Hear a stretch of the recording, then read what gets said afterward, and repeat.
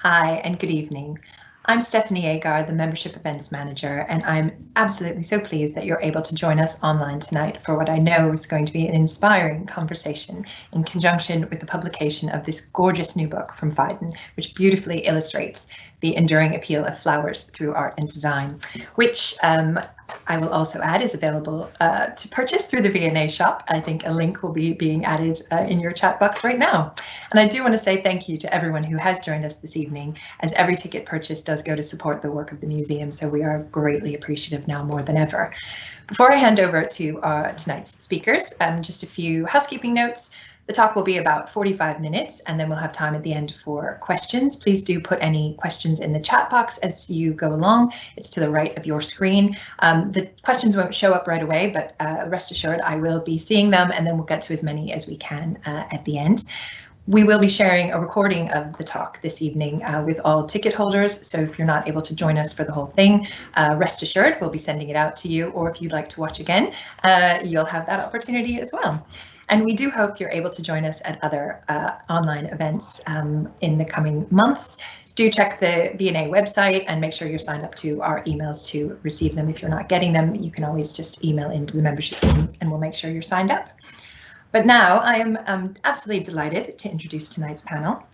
Moderating this evening will be Shane Connolly, the founder of Shane Connolly and Company Flowers, and Royal Warrant Holder to Her Majesty the Queen and His Royal Highness the Prince of Wales.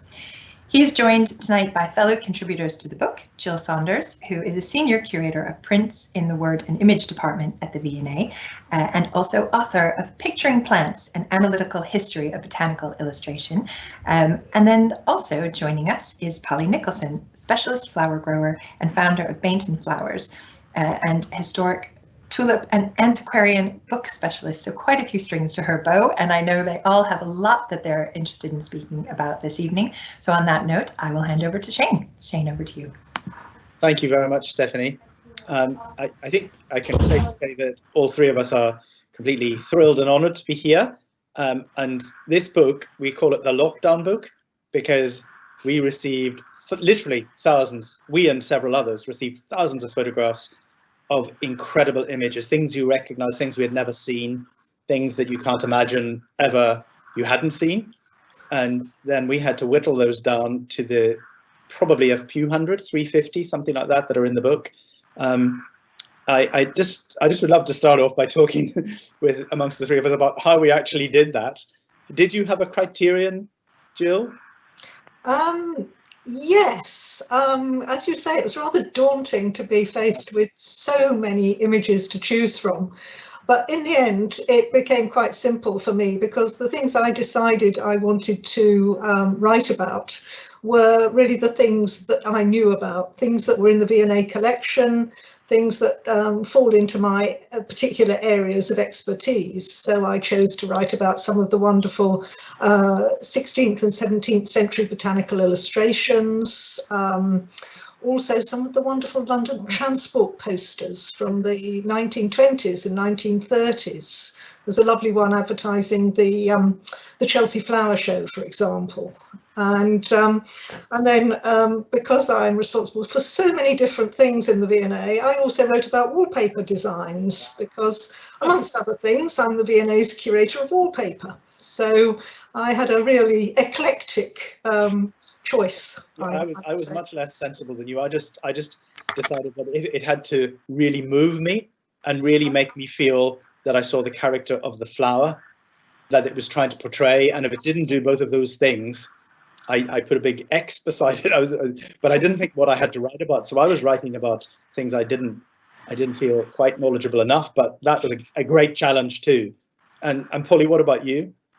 Well, I've got a really decisive nature, so I absolutely love the whole sort of slash and burn policy. Oh, yes. When I got the sort of master list of about 3,000, I went through and, a bit like you, put big crosses against quite a few of the entries. And then I found I was drawn to things I knew very little about. So quite a lot of contemporary artists, such as Franco B, who Gill has written about. People I wanted to know more about. Another thing I found, I was very drawn to lost crafts. So I chose a beautiful Kashmiri papier-mâché book cover because I felt that was something, upon researching, that in fact that skill was being lost. And things like paper quill, renditions of Dutch still lifes, just things which I wanted to preserve by writing about and learning about. Beyond that, I basically chose pictures of tulips because they're my main specialty. So I apologise for the amount of tulip pictures in the book. You know, the thing that thrilled me and daunted me as a flower designer, florist, whatever I'm called, that Phaidon wanted to put living florists in the book.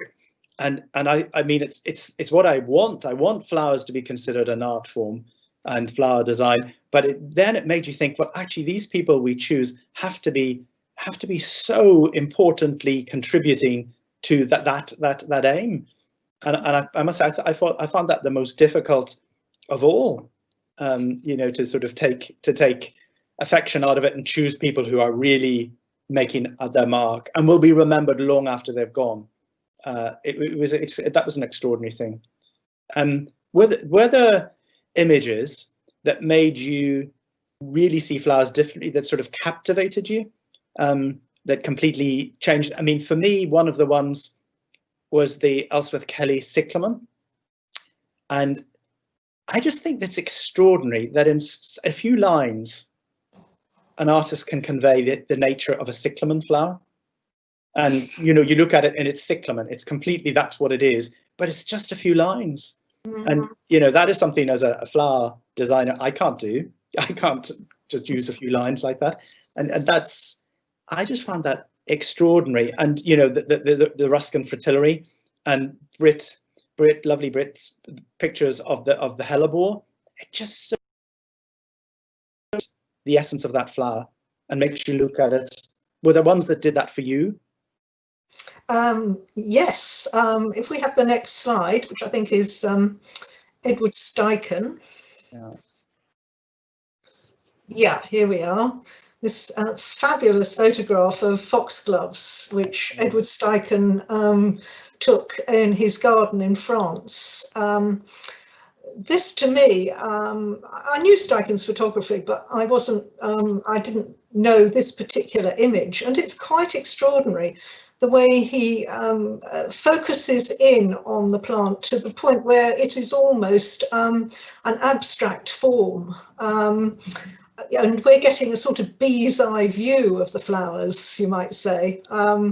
I just found it spellbinding, to be honest. It made me look at the foxglove again, you know, thinking about how the flowers are arranged in tiers like this,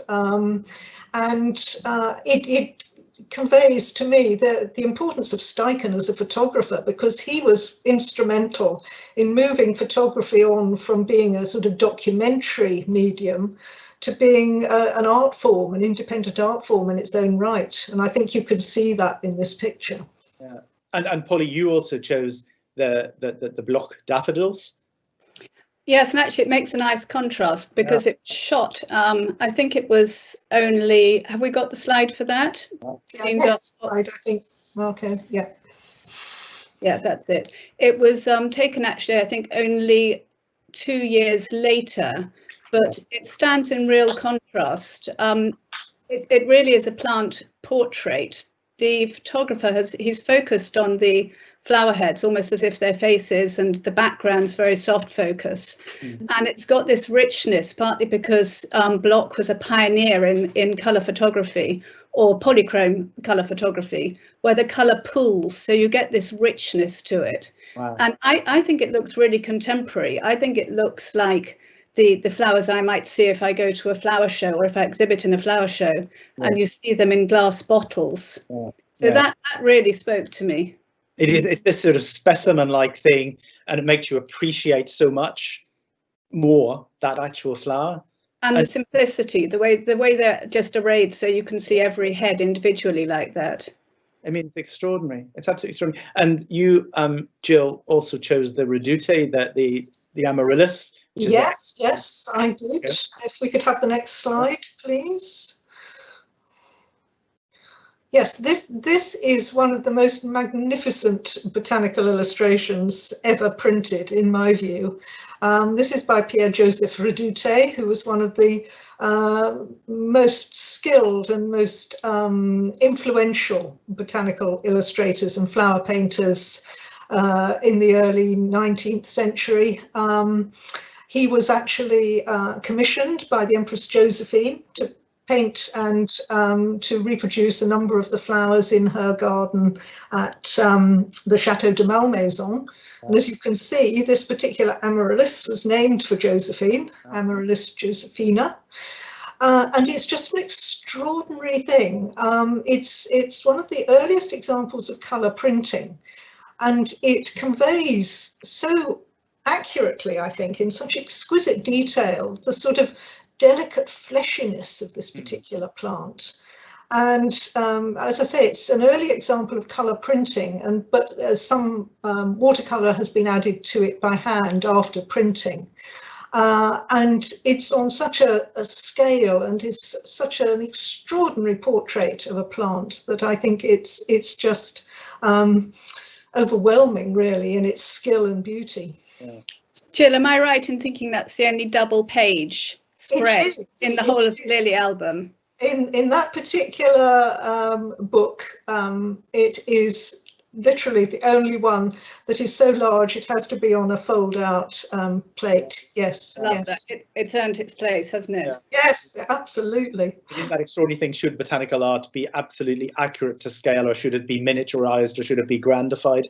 And you know, it is lovely when you see that somebody wanted to go right into it like that. Yes. Amazing. I've also, in the same vein, the next slide, Marco, which is so different from anything we have chosen. It's this extraordinary basket bouquet of flowers by Leopold Bluschka, and it's made of glass, wool, wire, metal, and paint. And I've always had this fascination with people. It's a bit like the artists who paint and draw. Someone to make a flower out of something that isn't a natural ingredient means that they have stared at those flowers, like the Fabergé flower studies, the Phoebe Cummings in the book as well, and that extraordinary carved convolvulus that is, it takes my breath away. I just think, how did they even begin to think of making with their hands something so complex? And when you get a bunch like that is completely convincing. Mm. So again, looking at those in the book for me was just quite extraordinary, really. Shane, looking at this image, it made me think that someone had picked up all of the single Fabergé stems of lily of the valleys and roses and then made them into a bunch and naturalized it. It's exactly what it is. I don't know why it has such a fascination, because I hate artificial flowers.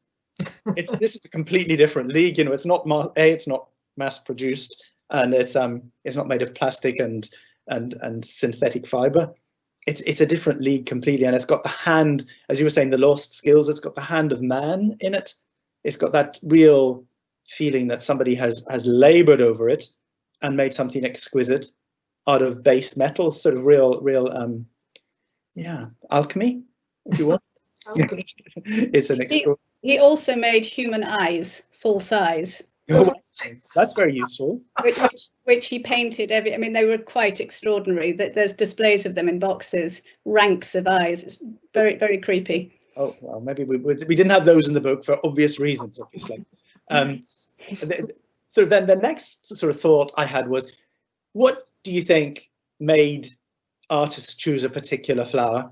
I mean, if we have the next slide, Marco, I have always had an interest in the significance of flowers, the symbolism, the language of flowers. The language of flowers is very narrowing, because that was so much a sort of late 18th, 19th and early 20th century thing. But the actual symbolism goes so much further. And this painting of the Virgin has got flowers that were sacred to goddesses before her. They've got the roses that were sacred to the goddesses of love, Venus and Aphrodite.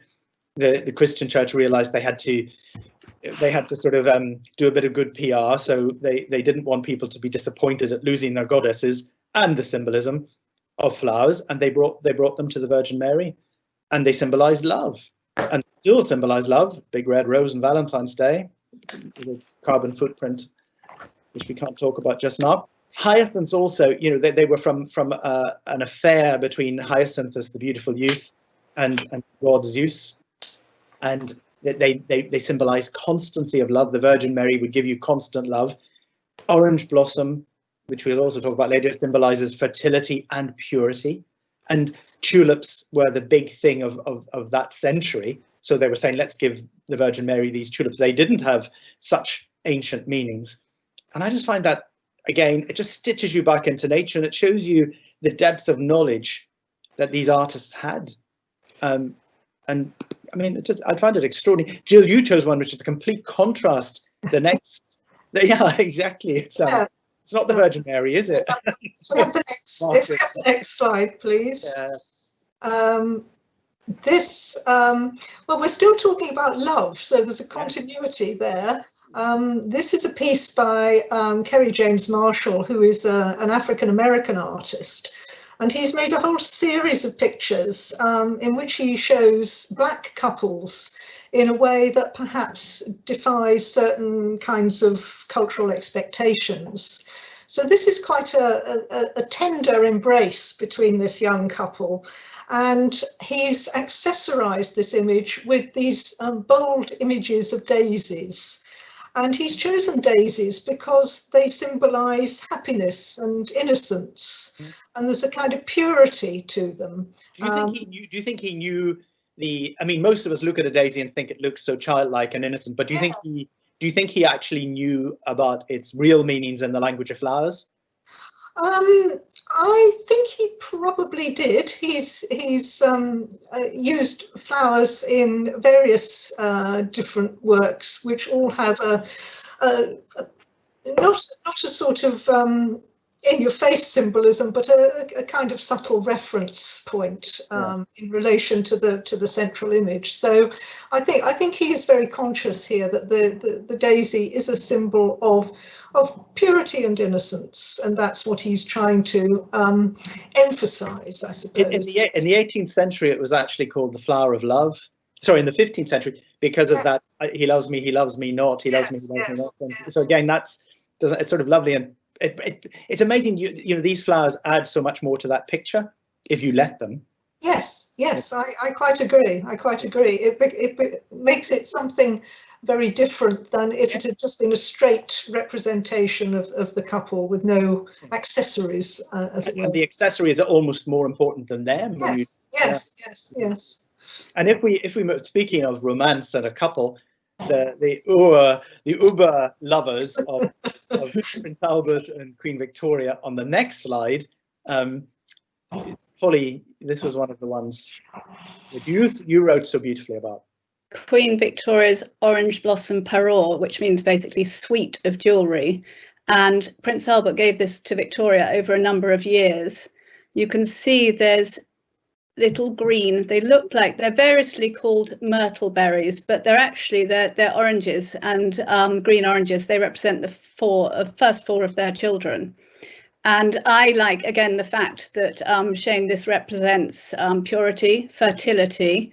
So the two are odds to each other, and everlasting love. After Albert died, Victoria carried on wearing these on every single anniversary. I think it was of his death. Yes. And after she died, she left them in what was known as Albert's room at Windsor, and decreed that they were never ever to be worn again.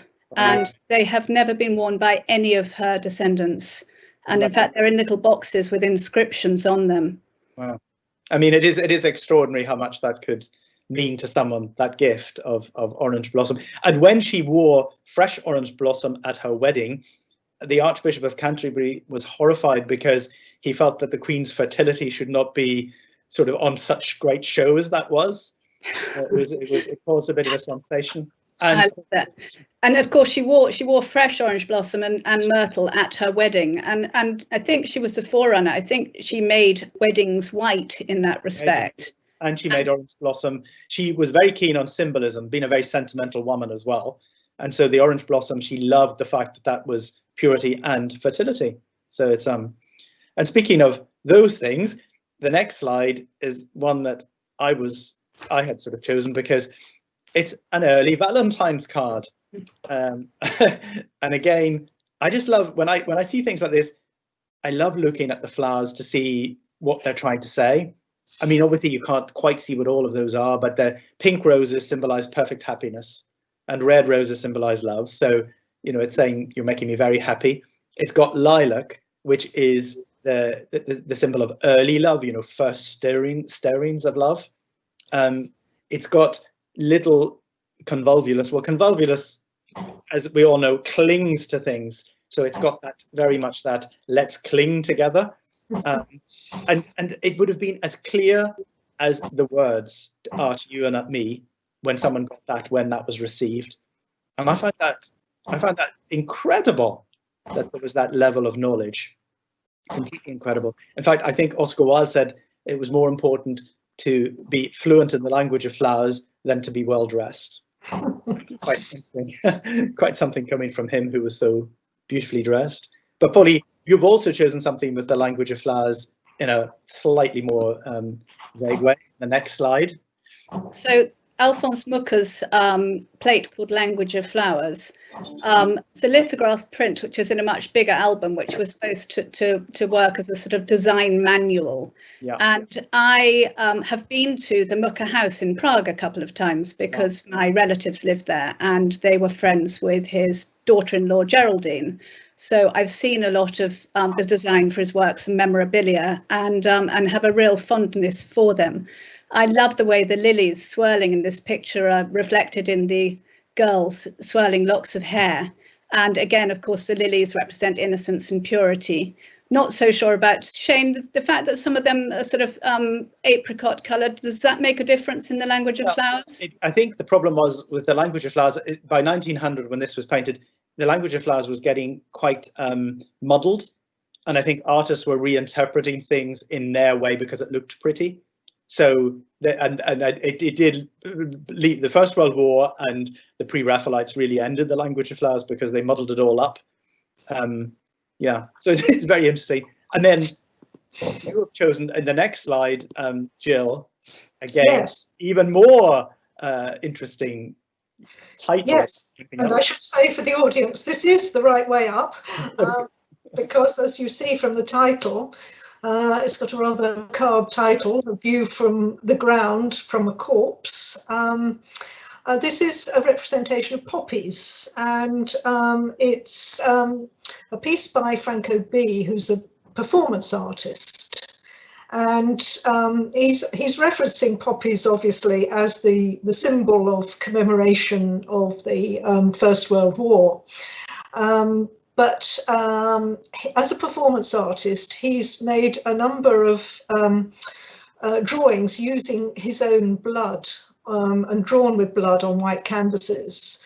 And so this piece, where he's actually embroidered in blood red thread on a white canvas, he's referencing his performance work, but in, I think, a very, very subtle and poignant way, about the spilling of blood and the way flowers represent that. Yeah, I always love this poppies and remembrance, because poppies in the language of flowers and in ancient times, they've always symbolized repose, yes, because of heroin. Yes. Yes. And they've always, so when they were accepted as a symbol of the First World War, people would have known that it was also, there was a comfort in it. It wasn't just that they grew on the fields of Flanders. And that again, you know, even though it was done in 2015, to me, the choice of poppies, it's really special. And speaking of death, which as an Irishman, of course, we're always keen on a bit of death and despair and funerals. The whole thing, which Polly, when we were discussing this before we set up for tonight, Polly was just talking about this whole thing about memento mori and transience, because flowers are about as transient a beauty as you can get. And yet this art transfers the transience into permanence, but yet it still can reflect the transience. And I know, Gill, you found that particularly in the next slide. Yes. Yes, absolutely. This is by Lucian Freud. Of course, we're used to thinking of Freud as an artist who painted nudes, but he made actually a lot of studies of his own overgrown back garden, and he also painted flowers, and he chose things that were simple, everyday, close at hand, you could say. So he probably picked these buttercups in his own back garden, which was a sort of tangled waste ground. And for me, there's a real kind of relevance to this image in this year of lockdown, when we've all been staying close to home. We've all been looking at the plants in our own gardens, or perhaps in the local parks when we go for a walk. And I think we've all been looking at things with fresh eyes in a new way. We've had the time to look, and we've had the time to understand that there's most gloriously beautiful things right on our doorstep, things that would normally be overlooked. The buttercup is to most gardeners a weed, and of course a very transient. A very transient, it's a very fragile plant that it's not going to last long in a vase, is it? So, so for me, this picture really speaks to me of this year and the events of this year. And then Polly, leaping in centuries backwards to the next slide, which you picked, the beautiful. Jan van Kessel. Well, it couldn't be more different to the Freud, but where the Freud shows to me a real pleasure in the picking. Yeah. In fact, so does this. It's painted in minute detail. It's actually absolutely tiny. It's on a really small panel of copper, which is a very smooth, hard surface where you can render detail in a way that it's almost impossible to do on a canvas. And if you look at the stem of apple blossom in the middle, you can actually see the tear at the end, where the artist pulled it from the tree and then laid it down before painting it. And I love the way the insects at the top look like they're entomological specimens that are pinned, and yet you go down the picture and they become alive. Yeah. So on the left, there's a little blue stem, which is a tiny hepatica flower, and the butterflies are just balanced on it as they twitch their antennae at each other. Funnily enough, this actually, as a sort of double meaning, this would have probably adorned a cabinet of art, which would have been owned by a really wealthy collector in Antwerp. So you've got the specimens painted on the picture, which is pinned onto the cabinet, which is full of similar specimens inside it. Wow. I mean, I'm the next slide that is sort of reminded me so much of that is almost too blatant. Your two have been wonderfully subtle, but Hannah Gluckstein painted this nature mort when she was at the height of her romance with Constance Spry, the great society florist. And Gluck, as she liked to be called, because she was androgynous and she didn't want to be male or female. And this painting exactly epitomizes Spry's approach to using flowers to symbolize the transience of life. And Spry said that sometimes she preferred to start at the compost heap. She also said that she was a gardener first and foremost, and she hoped that she would always be thought of as a gardener more than anything else. So she knew about soil and death and failures and bulbs that didn't flower, and she knew the beauty on a frosty morning of dead things covered in frost. And I think this nature mort, which is an incredibly large painting, I mean, it's almost human size. It's got this, for me, it's got this extraordinary capture of something that was transient, that was done to show permanence because it was dead things in the beginning, and it sort of encapsulates art and flowers and floristry and meaningfulness and symbolism all in one. I don't think I'd have a wall big enough to hang it, but I do think I would really quite like to own it. I love the fact that everything in it is what I'm cutting in our garden at the moment. So you've got the old man's beard, the hops, the honesty seed heads. I mean, it's so wonderfully seasonal, the whole thing. Although there's a stem of Garrya elliptica coming up from the middle. I know, I'm a bit embarrassed about that, but I think it's not in season. I don't know. Well, something's happened there. Well, okay, but maybe it's the hope of life and Yeah, death. there you go. Is that okay? Can I get away with that? Perfect. But Polly, you also on the next slide chose an amazing contemporary artist. This wonderful thing. Not contemporary at all, sorry. No, well, it could be. It's very like what jam jar flowers are doing at the moment. And I'm going through a vogue for pressing. I think probably like quite a few of us under lockdown, we're finding new crafts. Yeah. In my case, I'm pressing tulips in vast quantities, and I don't know what I'm going to do with them. But I love the fact that this crosses over from art through to literature. Some of my favourite artists, they also write. They also have a passion for breeding flowers. So Cedric Morris, for instance, with his bearded iris, bred them and then painted from them. In the same vein, Dickinson would press and press and press away, and then they were the inspiration for her poems later. So I love this crossover. Yeah, I think the greatest artists are polymaths. They do not just paint. They know, and that's the joy of my one as well, the Hannah Gluckstein, that, you know, Constance Bry knew about growing, she knew about arranging, she knew about seasons, and you get that here as well. And that whole knowledge that you can see on a page is very exciting. Quite a few of these labels are actually misspelt. She wasn't terribly good at her Latin as a teenager. She was very busy being learned. She couldn't possibly have spelled everything correctly. And it adds to the charm. Totally adds to the charm. And the next one is the contemporary one of the next slide. Sorry, I was really jumping ahead. Rebecca Louise Law.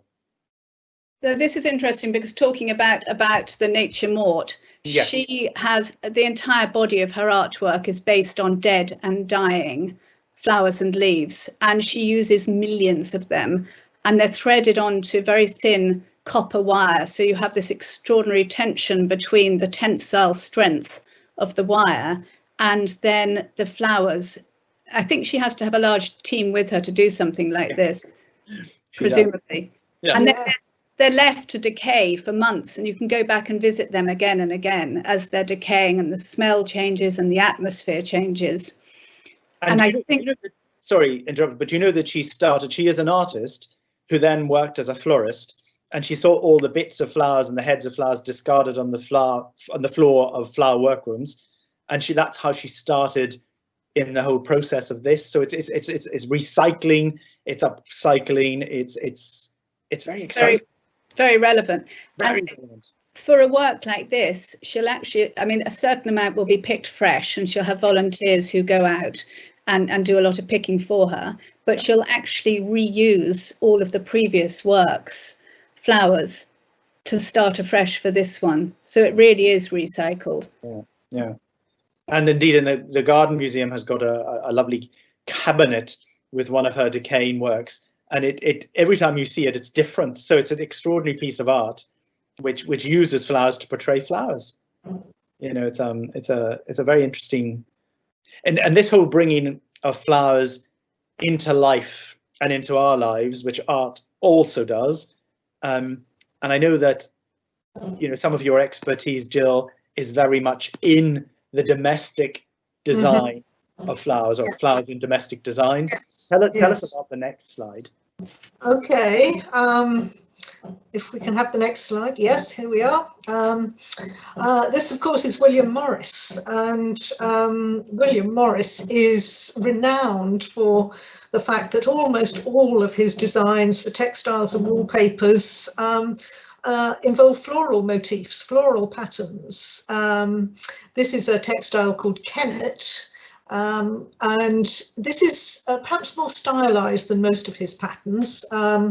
Sometimes you can very obviously recognize what flowers he's used. Here I think we've probably got anemones, possibly ranunculus, definitely acanthus leaves, great favorite of his. And of course, Morris designs go on and on. Their popularity is still, you know, widespread today, and many of his patterns are still available. And Ben Pentreath has just recolored them all, and they've relaunched as That's right. For our modern day tastes. They have, they're refreshed every generation with new colours and so on. And it struck me that, we want to go on surrounding ourselves with flowers, and it's part of the legacy, I think, of the arts and crafts movement. If we could look at the next slide, please. This is another arts and crafts designer, Alan Francis Vigers, and this is a design for a wallpaper.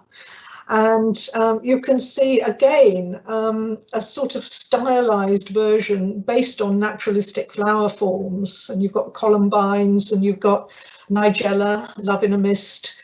And they're naturalistic, but they're strongly symmetrical, as you can see in this pattern. And they're looking back, I think, certainly in terms of the coloration and the density of the design, to things like medieval tapestries. And so it's a reminder of how we've always liked to surround ourselves indoors as well as out with flowers. And columbine I particularly love because, of course, columbine, columba, dove, was the symbol of the Holy Ghost in medieval tapestries. And when you look, they perfectly illustrate it in that. You can see there are a little circle of doves. And that's, yes, when you look at it, you can see the little doves. And I only heard about that when I wrote my book about the language of flowers, and from that I can never look at any columbine in any colour without seeing the little circle of doves now. I will too now. You will, and especially when you see real, I mean, you get it there, but when you see a real one, especially a white one, it is a circle of doves. It's completely the right thing. He's also got sweet peas there, which is very interesting. Yes. I think Ben might be well out to recolour that one. And then the next slide, Polly, your specialities of tulips, because this is absolutely. And this was painted in 1614, so this was about 20 years before tulipomania. Wow. But I mean, maybe it's just me, but I think the tulips are still the stars of the show in this one. I think you can very much feel the passion arising for them. Yeah. The one at the back left, which is white streaked with red, is quite similar to this Emperor Augustus, which was the really famous one, which was said to have caused the crash of the tulip bubble. Oh, right. Gosh. And the one at the front looks very like one of the historic tulips, which I grow, called Saskia, which is red flamed on yellow. And again, I love the fact that the insects bring it to life. It's a little bit of a static composition, but represents Dutch Golden Age still life painting, I think, beautifully.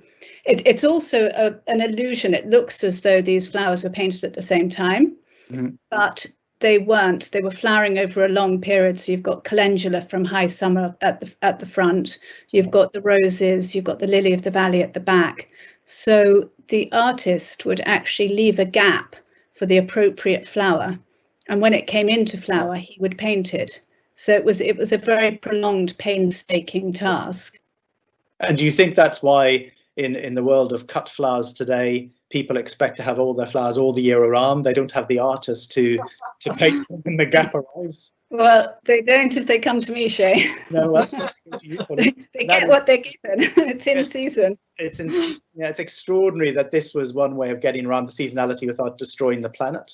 Whereas now we do it by destroying the planet. It's also extraordinary that a painting like this could cost less than a single tulip bulb at the time of tulipomania. So people who couldn't afford a proper array of bulbs in the garden would commission a painting from someone like Boschart instead. Goodness, the cheap alternative. Yeah, well, if only it was, But the good thing is we haven't lost our passion for flowers, for tulips, for all flowers. But the next slide, again, our wonderful friend, Clive Nichols, who has this photograph of one of the tulips you actually grew, Polly. Well, Clive came at an unseemly hour. Clive likes to come really early in the morning. I think he's probably trying to miss me because I'm not a morning person, but you can see how early it was because of all the dewdrops on this tulip's petals. And I'm slightly embarrassed by this photograph because although I can see it's an exquisite photograph, it's exactly what a historic tulip shouldn't be, because the petals are really badly notched. So if I took this to the Wakefield and North of England Tulip Society show, I'd be sent packing. Really? I was thinking meet what an their awful standards. No, so I hope no one's watching from there. They're not all like this. The rest are completely perfect. It's just this one that's not quite right. I think it's a beautiful photograph, and I think the imperfection is something that we actually appreciate more in art than we sometimes do in nature.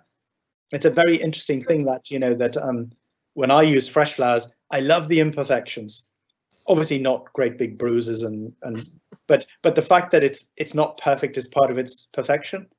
Yeah, and I think you in particular go out of your way to source flowers from people like me and the land gardeners and other people who live in the countryside, precisely because of that imperfection, because you know that what we grow is going to be grown organically and individually, and it doesn't look like it's been produced in a factory. So this picture's a good example of that. Yeah, it's real rather than fake. And I think that's what draws artists to flowers, actually, the characteristic, the individuality. And that's usually an imperfection. You know, the most beautiful faces, it's the imperfection that usually makes it beautiful, the truly beautiful faces of people or of flowers. And we thought that, you know, since we've got one V&A person here, one flower grower here, and one person who uses flowers, puts them in water, that we would just end by talking about what is not in the book, but how flowers are part of our lives and how they get used meaningfully, the way they have been done in the way they've been used in the book. Because 2 years ago at the V&A, there was an incredible exhibition called Fashion from Nature. And I was very luckily asked to do the opening dinner. And they wanted something that reflected fashion from nature's great environmental ethos, that fashion needed to look to itself to become more sustainable. And so that was a great challenge because, of course, you wanted the fashionistas to actually like what they saw. And it was Polly Tulip time. So in the next slide, I hope you might see what we did, just to show you this is the Hinsa galleries in the V&A, and we used Polly's tulips still growing with their bulbs and their roots, which Polly laboriously washed off soil.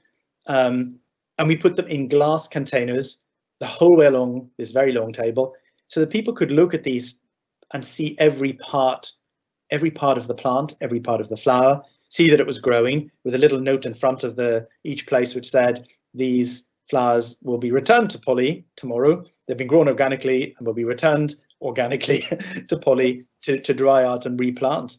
And there's something very meaningful about that. And the next photograph, to me, that you can make an art form out of the real thing, and you can make an art form out of the real thing as well, and being an artist.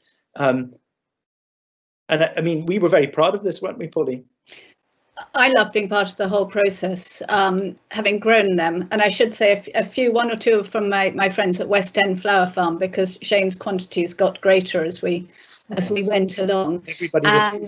And having planted the bulbs and then watched them come into flower and then dug them up and washed them and got them up to London, I then volunteered to help Shane for the day and arranged them all and had them back and replanted them. And I found that an extremely satisfying method of working and of working with somebody else. And the V&A was doing it in that setting. It was a real joy.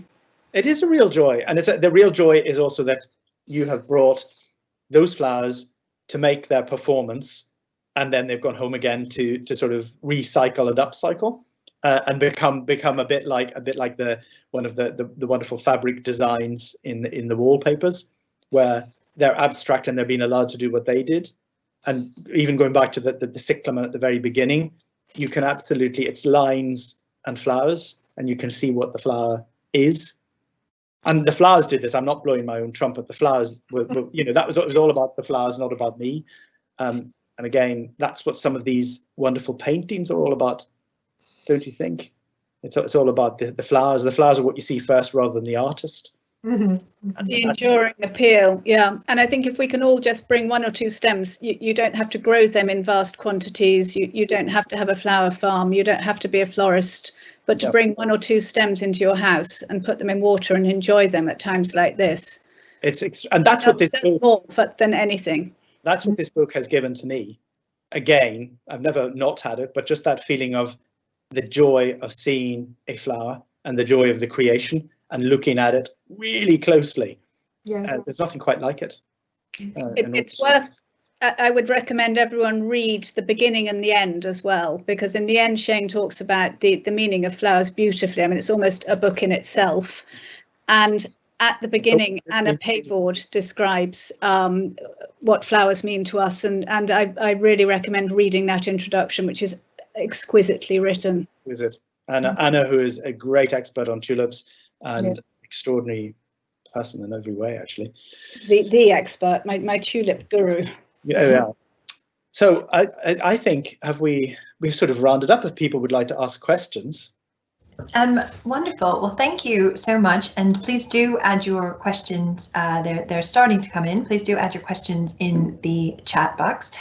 We have had a few questions coming in, a little bit about the process, because this book is just putting this book together. I mean, you alluded a little bit at the start to just the vast quantities of images that you had to go through. So one question is really just, I mean, was there anything just heartbreaking that you had to leave on the cutting room floor? Did you push for more space? Like how were those choices, or did you battle it out amongst the contributors of ones that just had to be in there? So I guess really it's a question for all of you, but I mean, I'll start with you, Shane. Oh, I think the thing was that everyone did this in isolation. It wasn't that we all sat in a room together. So I picked my favorite. I think we had to get it down to 1,000 if I mean, it was something ridiculously large. And I thought, these are the ones I really like. But then that went away, and a bit like the election results in America, it took a long time to know which ones had won. And when it came back, you thought, no, I can't bear that one to be in if that one's not. So there were a few disappointments, because if I had done the book on my own, I would have had other things in and some things not. It was, and that's the joy of it. It was a very, don't you think it was a very sort of diplomatic process? Yes, it was a sort of distanced collaborative effort, because all of the contributors came from different backgrounds with different areas of expertise, and so inevitably some of the things that we were individually very attached to had to make way for somebody else's particular passions. So it was frustrating in some respects, but then I looked at some of the things other people had chosen and I thought, oh, thank goodness, I'm so glad that's in there. So it balanced out in some ways. Were you a bit frustrated by any, Polly? No, I just loved being wonderfully in control and getting to choose what I wanted to keep. I kept suggesting other things. I think I thought it was a bit short on books and book bindings at the beginning. So those started appearing. I kept sending those through, which I appreciated. I found it very difficult knocking off the big names, but I didn't want to see images which I'd seen too many times before. So even if they were incredibly important, I'm afraid I cut a lot of those off. Having said that, people like John Singer Sargent, his Carnation Lily Rose, I kept that and wrote about that because my uncle is Richard Ormond, who's doing the catalogue raisonné, so I thought that has to stay. So anything I had a sort of big personal attachment to, I kept in, but I love being introduced, as I said at the beginning, to all the things I didn't know about and researching about those. Yeah, and I have to say, I also think it's extraordinary. We can't talk about this book without talking about Victoria and Lynn at Phaidon, who actually were the ones who paired. The extraordinary thing, you turn each page and there's a pairing. Yes. Sometimes you don't know why those two have gone together, and then you look at it and you think, gosh, that's extraordinary. Each speaks to the other. I think there are only 2 full-page spreads, one of them being my great friend Flora Starkey, who is a total genius and couldn't have paired because of the nature of the work. But those 2 really did an incredible job. They really, I mean, and they were a joy to work with, weren't they? Very made us all feel like we were the experts. Yeah, and I don't know anyone else was involved until I met you. Yeah. I mean, you kind of led into and touched on another question that's come in, which is, was there something from the book, and I think especially because you've alluded to the different contributors and kind of each working first independently in your choosing, was there something in the book that was really new to you, or that you were quite excited that you learned and came across something brand new and different?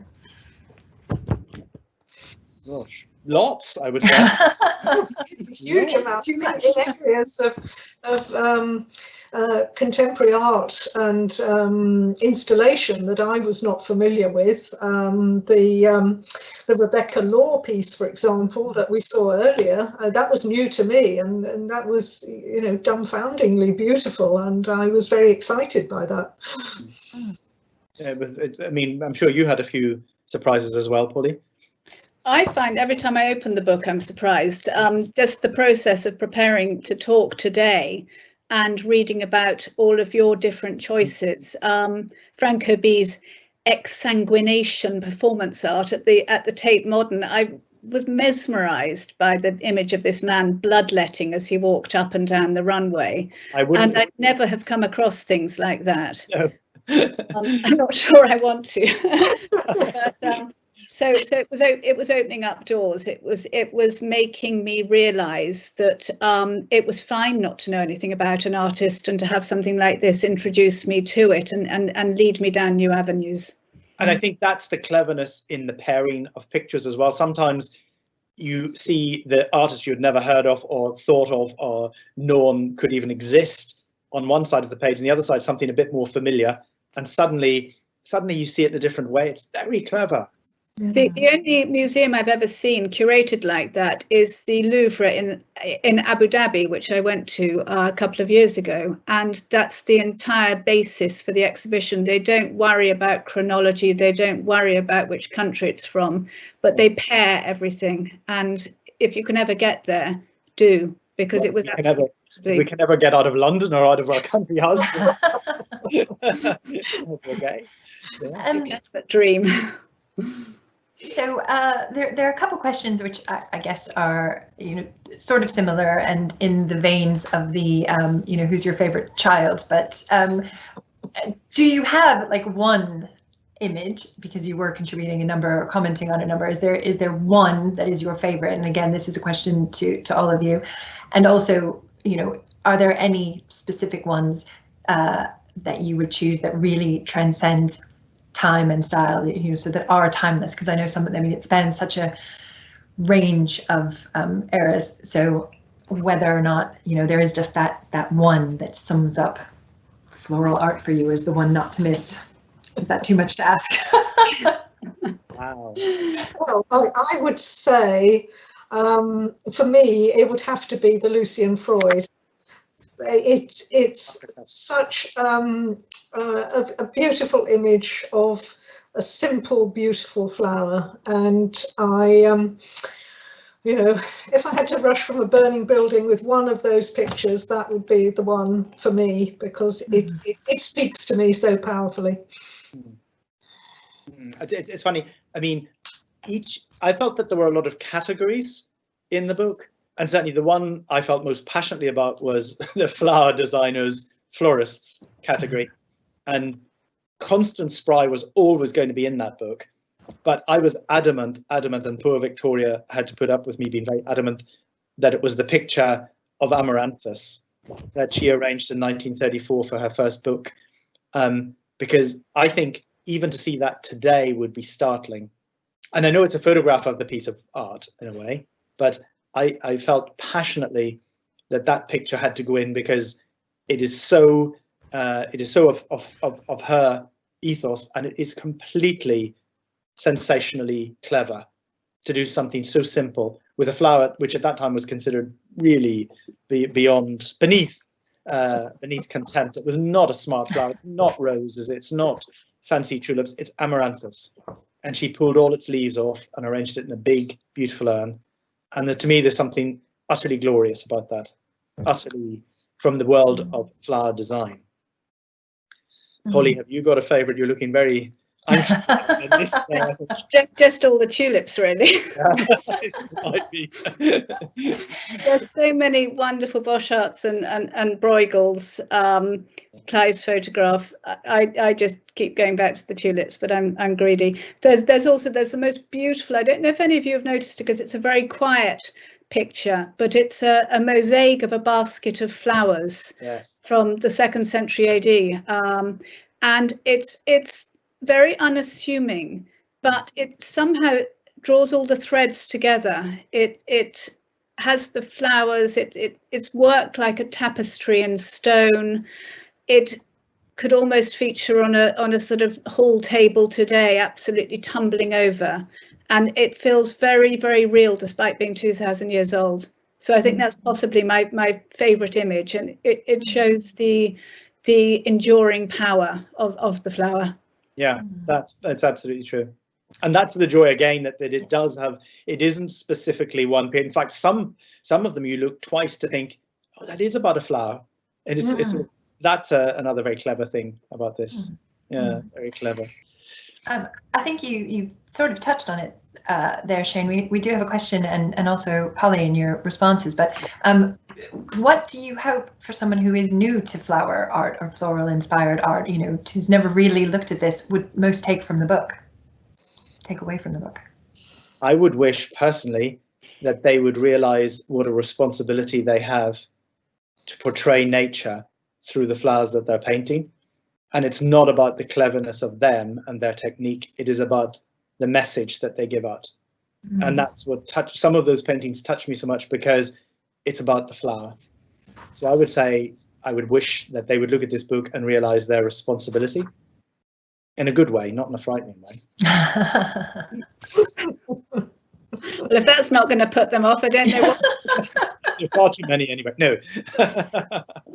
What would you say, Polly? What would you say, Gill? I think experiment. I think what this book tells you is that there are so many mediums, whether it's stitching poppies on cloth, whether it's Phoebe Cummings' beautiful renditions in worked clay, whether it's Lean Lockblock's photography. There are so many mediums. Have fun, experiment, enjoy the opportunity, but if possible, do it from life, because it brings life to your work. So go back to nature, go back, do it from life if you can. Look at the Ellsworth Kelly cyclamen at the beginning, which was drawn from life. Use that as your inspiration. Gill? Yeah, I'm rather echoing Polly there. I think what the book is really a revelation of is the fact that there are so many different ways of representing flowers, so many different mediums. You can just take your phone and take a photograph. Yes, or you can craft something out of paper, or there are marvelous and accessible ways of making art picturing or using flowers, and I think that's comes across so strongly in the huge variety in the book. Just one last question for you, I think, and this is for Shane, because you touched on it a little bit, but it's kind of going back to your discussion of the reading the language of flowers, and since you alluded to your book on that, I mean, when and why had we kind of lost that ability or the familiarity with that language of flowers? Would you say that we have lost a familiarity with nature in a lot of ways, from the Industrial Revolution onwards, and also we can communicate quite easily. The First World War was the end of real sentimentality, because people were so shocked they either didn't communicate or they communicated openly. And I think that the language of flowers has made brief appearance again after that, such as the Queen's coronation robes were very symbolic. Duchess of Cambridge's wedding dress had lots of symbolism and flower, but it's become unnecessary, I think is the word. But the sad thing is that if we don't look at art of that period with the eyes and the knowledge symbolism, we're losing out a lot. We miss out an awful lot, I think. Mm. Yeah. So unfortunately, the questions are pouring in, but unfortunately we are just we're running out of time. But I will just, there's one very quick question that someone has put in, which is now for Shane and Gill, because as they have written, Polly, we know your favorite is tulips, but Shane and Gill, do you have a favorite flower? Oh Lord. You go first, Jill. Yes, I do. Foxgloves, I would say. I grow foxgloves in my garden, and I think they're just stunningly beautiful structurally, and also the individual flowers. Favorite flower for me changes. I'm very fickle. Being a husband than I am a chooser of flowers. Say, one of the things that really touches me every time at flowers is Lily of the Valley. I find the scent of Lily of the Valley is quite extraordinary. So I would say that's probably one of my favorites, but when it's gone, I'm fine. I don't cry. Excellent. Wonderful. I mean, I think I would love, there's just so many questions pouring into the inbox, and unfortunately we're not going to be able to get to them all. So thank you. It just leaves me to say thanks everyone for joining us. Thanks so much to Shane, Gill and Polly for a fascinating talk.